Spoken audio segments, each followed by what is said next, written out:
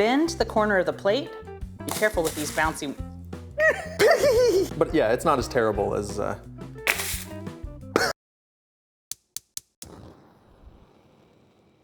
So you've decided to decorate your first sugar cookies. That means you already have cookies baked. They should have nice crisp lines and be the shape of the cookie cutter, not some amorphous blob. So today we're gonna decorate with royal icing. Because this is for beginners, we've started with a very simple decoration. It's only gonna have 2 layers. If you've never decorated cookies before, this is a great way to start. The complexity does go up from here if you want to get into it. Eventually, as you improve, you'll get to multiple colors, layer upon layer of icing that really gives these cookies a lot of texture. But today, I've stuck with a tone-on-tone, just 2 consistencies of icing to keep it simple. It's very forgiving for beginners. So the first step, we need to make the royal icing. Let's get our equipment. For royal icing, you'll need a stand mixer with both the whisk attachment and a paddle attachment. I'm going to use meringue powder to make the meringue today, powdered sugar, and water. This is half a cup of cold water and a quarter cup, which is about 30 grams of meringue powder. We're just gonna stir this meringue powder into the water until it's mostly dissolved. Once it's mostly dissolved, we'll increase the speed to medium and whip until stiff peaks form. It stands up nicely on the spatula. Stiff peaks. If you're not familiar with how to know when meringue is at stiff peaks, we actually have a whole video that goes into a lot more detail. So you may want to watch that first, then come back here. I'm gonna remove the whisk attachment at this point and switch to the paddle. This will reduce the amount of large air bubbles that are in our final icing. From here, we add 1 pound of sifted powdered sugar, a little bit at a time. Not a clean process. So there's still some small lumps of sugar in here. We're looking for this sugar to completely dissolve, but you can scrape down the sides of the bowl to facilitate that. It will be super smooth. At this point, before it's fully mixed, I'm going to add in my flavorings. Now, I like to use vanilla in all of my royal icing. If you're looking for a crisp, perfect white, this icing, as is white. If you add vanilla, it will tinge it a little bit creamy. You can buy clear vanilla, but I choose to use the good quality stuff and just have that slightly off-white. And at Christmas time, I like to add a few drops of pure orange extract. My hands will smell like orange for the rest of the day. So our snowflake cookies require 2 consistencies of icing, a flooding consistency that will lay smoothly across the entire top of the cookie, and a string work consistency like this stiff stuff here. So I'm going to reserve just about half a cup of this stiff icing for our string work on the cookies. Make sure that you cover this tightly with either plastic wrap or a lid because it will crust very quickly and then you'll have crumblies in your icing. The rest of this, we will slowly add water to thin the icing. This is pretty thick, so I'm gonna start with about a tablespoon. From there, we slow it way down to just drops to get it to the right consistency. I'm looking for these lines to disappear in 15 seconds. It should be totally smooth within 15 seconds. So just a little more water will help. So what happens if you accidentally make 10-second icing? 14-second icing is okay? 14-second icing is okay. 10-second icing is going to really flood and run. It will be a thin layer on your cookie. It's okay, some people like that. I prefer 15-second. Somewhere between 10 and 15-second icing is good for flooding a cookie. Good stuff. Now that the icing is done, the next step is to flood the cookies. I'm gonna show you really 2.5 ways of flooding cookies. So let's fill a piping bag with icing first. There are 2 types of piping bags. There are tipless piping bags that do not require a metal tip. And then there are bags that don't have a smooth end and they do require a metal tip. I'll show you how to use both depending on which you have. The other way is kind of the cheater way by dipping the cookie. Now it yields some sketchy results sometimes and I'll show you how that turns out. But you can make a decision on what you want your cookies to look like. You mean a shortcut that has kind of crappy results? That's my bag! Okay, we're using a cup. I'm using a cup to put the piping bag in just to hold it steady. If this were a firmer icing, you could use your hand, but with this runny royal icing, in a cup is an easy way to do it. So now because the bag is full of runny icing, if I lay it down, it's going to ooze out onto the counter. What's it gonna do? Ooze. So I'm going to make sure that I twist it without trapping very much air in there at all. There are these special rubber bands that have a little hook on them that can go around the bag. Now, I have not trimmed the tip of this bag, so nothing's going to run out of here while I put the rest of this royal icing into a container for dipping and storing. I just want to make sure that this royal icing gets covered up so it doesn't dry and crust on top. This is a tipless piping bag, and so if I trim it at an angle, I will not get squirrely twirly icing coming out the end. I should be able to control it pretty well. But What if someone such as myself were to try to control it? Would that? I mean, it does work even for beginners, but it is easier to control icing if you use a metal tip. All right. Well, Okay. we should definitely use a metal tip. Yes. Okay, I'm going to trim just the smallest little bit of plastic off the top at an angle. You can always cut more, but you can't put it back, so give it a test before trimming more off. Ooh, that's a nice fine line, but a little too fine for what I'm going for. I do want to be able to outline my cookies first prior to flooding. Much better. That is a nice line. So for this cookie, I'm going to outline the entire thing with the tipless bag and then come back and flood it.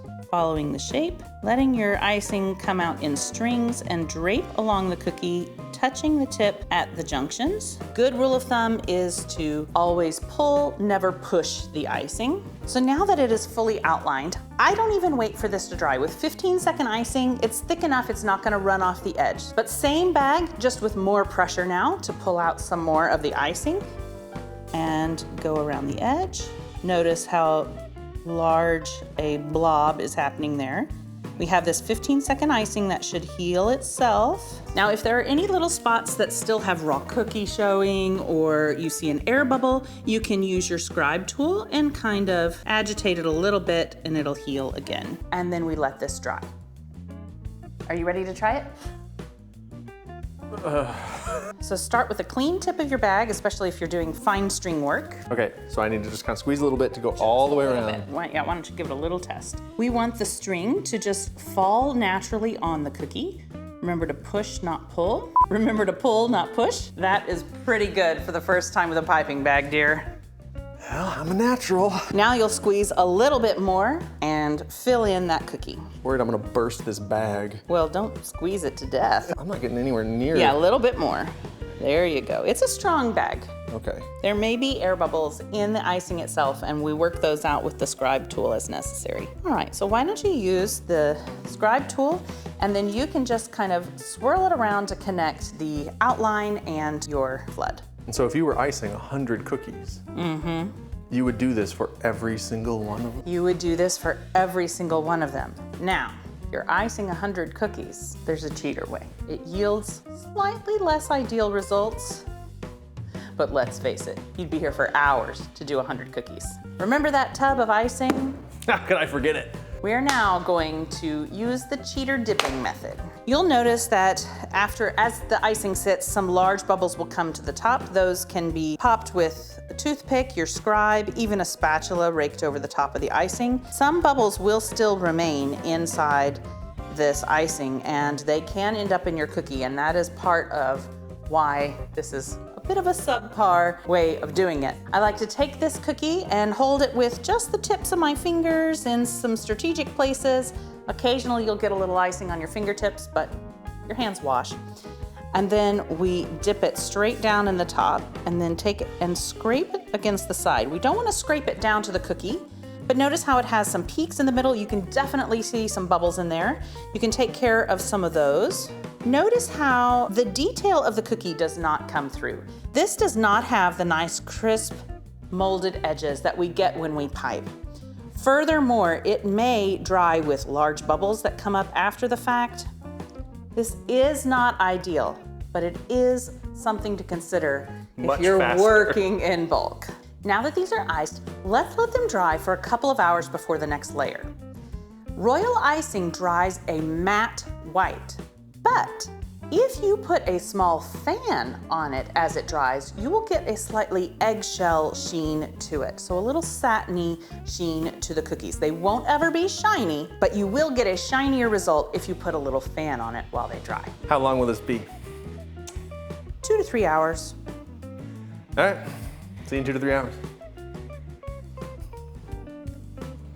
Okay, now that these cookies have a nice crust on them and they've dried for a couple hours, it is time to add the next layer of decoration on top. These are a great beginner cookie because this is super forgiving. We're going to use that thick icing that we reserved before, and we're going to use sprinkles. Now, I use 2 different kinds of sprinkles when I make these snowflake cookies. I usually make them in bulk for some kind of event. I like white large crystal sugar, and I buy in bulk these white nonpareils. Is that how you say it? I don't know. I fitted this bag with the metal tip from before. This is a number 2 tip. I'm going to put it in the cup, and I'm going to fill it with our stiffer icing.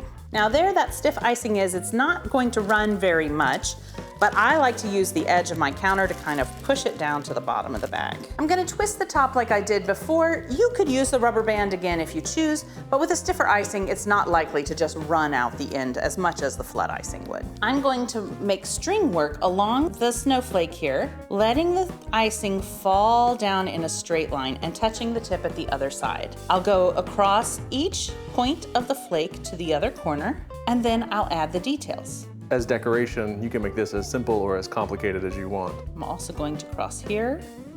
Sometimes I like to do just dots. And while the icing is wet, I'm going to place the cookie onto the paper plate, sprinkle it with sprinkles. The paper plate will catch the extra sprinkles. So will the counter. Shake off the excess, and now you have a beautiful snowflake. Once I'm done with all the sprinkles, I can bend the corner of the plate. Be careful with these bouncy Be careful with these bouncy ones because they will explode everywhere. Bend the edge of the plate and pour it back into the jar.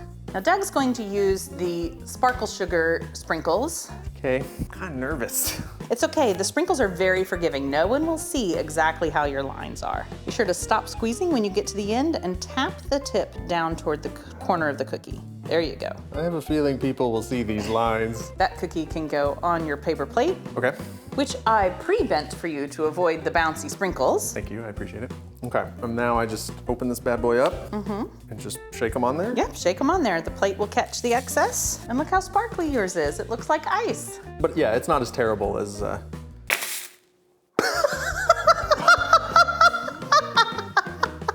Nailed it. All right, I'm just gonna put that over there. I'm just gonna put this nearby. Every snowflake is unique. Now, only 98 more to go. After all of these are detailed and sprinkled, they need to dry for several hours, preferably overnight. Then you can wrap them, stack them, ship them if you want. Well, if you do make cookies, let us know in the comments below. If you've liked this, hit thumbs up, hit subscribe, and we'll see you next time.